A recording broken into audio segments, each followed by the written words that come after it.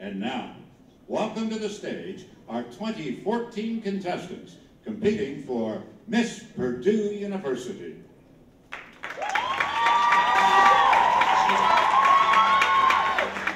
The Miss Purdue Scholarship Pageant took place on February 16th, where 16 women each year sing, dance, twirl, jump rope, and even draw their way across the stage in hopes to becoming the next Miss Purdue. Friends and family gathered at Fowler Hall to see these ladies perform and show their support. Even former Miss Purdue Queen and now current Miss Illinois, Brittany Smith, came back to where it all began for her. It definitely impacted my life because this is actually where the whole journey for me for Miss America began. But Miss Purdue was the first pageant I ever participated in. Ended up winning and obviously loved the school, and so to represent the best school at Miss Indiana was honestly the best feeling in the world. The pageant lasts for 2 hours and consists of 5 categories. So within the competition there's interview, which is 10 minutes long. We have 9 minutes and 30 seconds to get questions thrown at us, and then we have 30 seconds of closing. Then there is onstage question, which is any question they could possibly ask you. You're kind of blindsided, so you have to be prepared. So there's interview, onstage question, evening wear, swim, and talent.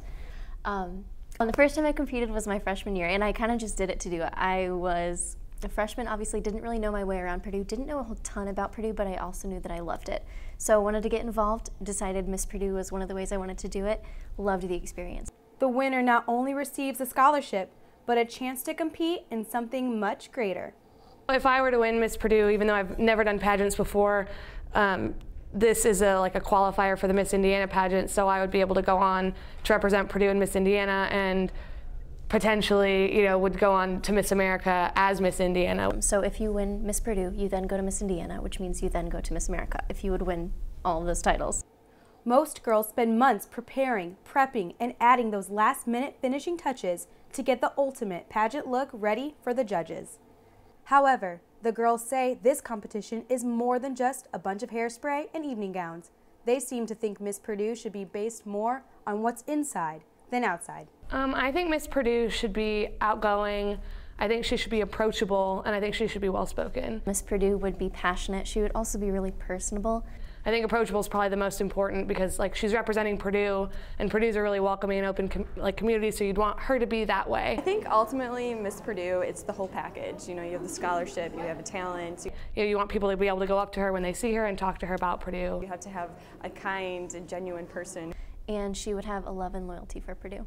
And while there can only be one winner crowned for the competition at the end of the night, most of these contestants say they'll walk away stronger, smarter, and new friendships that will last a lifetime. I used to think that people who were involved in beauty pageants were not necessarily the smartest people and only knew about makeup and sparkles and crowns, and that's what they were in it for. And then I got involved in the organization, and then I met the other 15 girls who were involved in Miss Purdue, and then I established relationships with them, and we've grown and we've laughed and we've been able to help each other, and I've realized that it's so much more than that. Miss Purdue University 2014, Emily Mishra.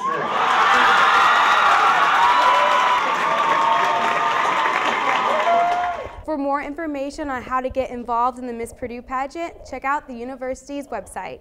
Reporting for Fast Track, this has been Jennie Strauch.